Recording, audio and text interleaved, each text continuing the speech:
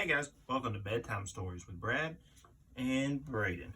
This week's edition comes from the WWE Magazine Holiday 2007 edition. Cover star Chris Jericho, and the article is the second coming of Y2J. As you may remember, this is back when Jericho made his return after being gone for a couple years. Y2J. I will play the part of Jericho while Braden reads the questions from the WWE Magazine. The second coming. New moves, new book, new haircut. After a 2-year hiatus, Chris Jericho makes his return to the ring. Y2J reveals why he left WWE, whom he has unfinished business with, and what exactly happened to him on Celebrity Duets. What was going through your mind when you stepped away from WWE in August of 2005? I was just mentally burnt out. After wrestling for 15 years straight, I felt I didn't have that extra spark or push. If you want to be in this business and continue to compete at a top level, you need 100% mental commitment. If you don't, you can get hurt, or worse, hurt somebody else. My contract was up and I was able to leave on good terms, which is rare. There were a lot of other projects I wanted to work on. So I thought it would be a good time to step back from wrestling, and I needed to spend a little more time at home with my family, because in July 2006, we had twin daughters. At what point did you start feeling that itch to return to the ring? I really wasn't feeling an itch. When I was done, I was done. I didn't watch wrestling for a while. I was just really fried. I didn't have any animosity. If you love pizza and you eat an entire pizza, then you don't want to look at one for a while. I wrote a book, and without trying to be too sappy, it helped me find myself. I realized that as a kid, I had this dream to become a wrestler, and I was able to succeed in my dream at a very high level. How many people get to that? I remembered how much I loved wrestling. I just needed some time to reignite that passion. When did you start watching WWE again? A year ago. I always followed it and read the reports on the net, but watching it, I just wasn't interested. I had to take a step back and chill. I watched John Cena and Shawn Michaels at WrestleMania 23, and that was good. But when they did the hour-long match on Raw, that's when I started thinking, holy smokes, I love wrestling. I emailed Vince and JR to tell them that that was a match, and that was why I watched wrestling. Did you keep in touch with many of your former colleges during your hiatus? Wrestling is like going to war. You're with these guys every day. You travel with them, you fight with them and against them, and in the ring and out of the ring. But when you're done and leave, you don't keep in touch. It doesn't mean that you feel any animosity toward them. 10 years can go by, and then you see these guys, and it's like a day hasn't passed. Did you have first day of school jitters regarding your return? 2 years away from wrestling is a lifetime. It's like dog years. I don't even know a lot of guys in the locker room, even though I know of them. For better or worse, though, I have 15 years of worldwide experience working with just about everybody. So I think I'm going to return the same way I left. I have confidence in my abilities. I want to help guys, and I also want help from guys. I'm definitely not nervous, but some of those guys should be nervous to meet me for the first time, because the pleasure will definitely be theirs. Are there any superstars on the roster you especially looking forward to taking on?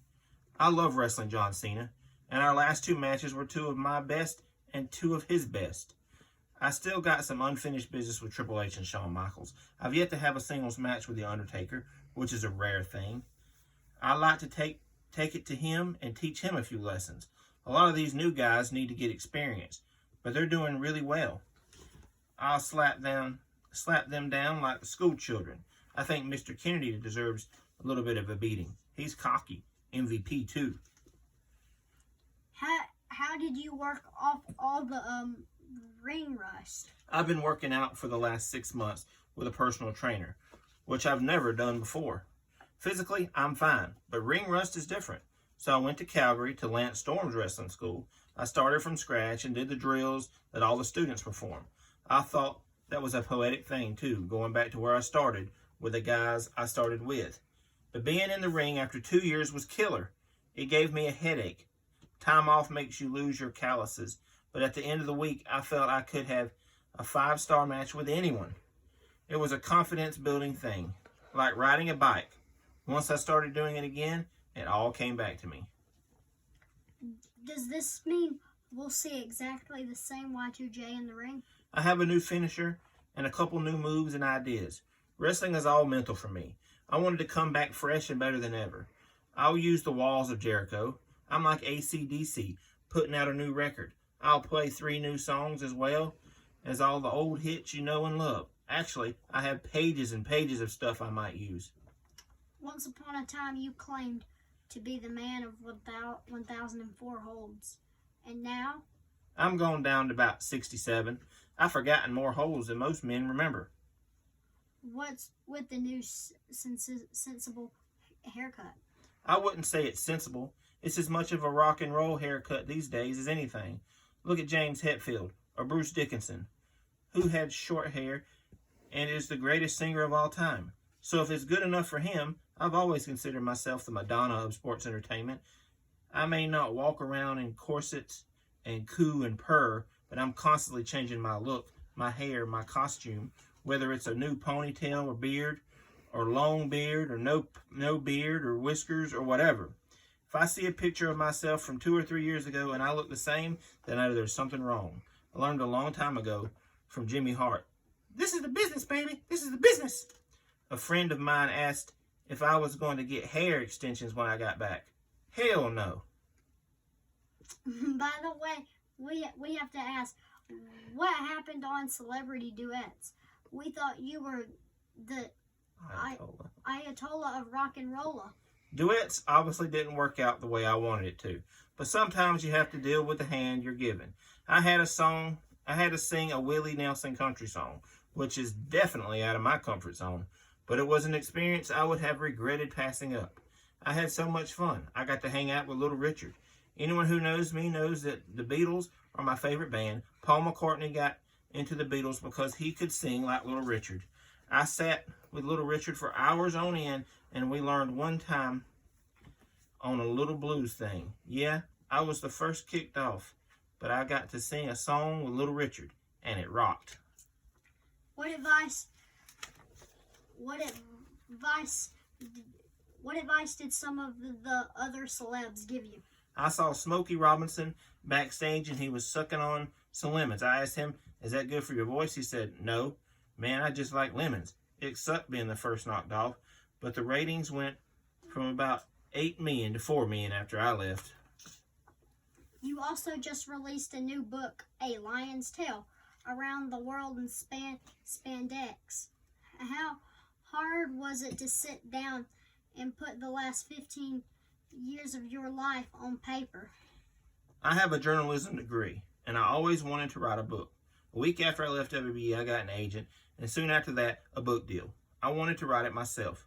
I just didn't realize how hard the process would be, so I hired a collaborator who was kind of like a producer I could bounce ideas off of. But I wrote every word in that book. It took me 18 months. I'm a bit of a control freak, so I also picked all the pictures, captions, the inner sleeve, outer sleeve, back cover quotes. I even swept up the table and cleaned the toilets of the publishing office, whatever was needed. Autobiographies can be long-winded. How did you avoid putting readers to sleep? I approached the book like a TV writer would approach an episode of Family Guy, adding in a lot of quick pop culture references. I think reading the book is a lot like watching This Is a Spinal Tap.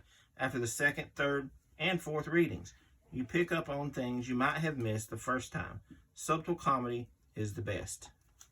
Did you consult fellow author Mick Foley for a few editing tips? I sent Mick an early draft, and he went over it with me line by line, literally line by line. I had him on the phone for 8 hours. Mick had a lot of insight, things I didn't see. There were a couple times in the early drafts where I was coming across as egotistical, and Mick helped me with that, because that's not me. Lastly, fans want to know, how the heck do you plan on topping yourself this go-round? That's like asking Axl Rose to top Appetite for Destruction. He can't. All he can do is get Chinese democracy done and make it as good as he can. If you're obsessed with topping your past work, it ain't going to happen. So there we go, guys. That is this week's edition of Bedtime Stories with Brad and Braden. It was an interview with Chris Jericho, a very integral part of his career when he made his return, and I feel that he probably became the biggest star after that with feuds with Shawn Michaels, another world title run, leading all the way up to his AEW run that he's in right now. Thank you guys for watching. You can check us out on our YouTube channel, Brad's Collection and Braden's Toy Show, and we will see you next week. Bye. Goodbye.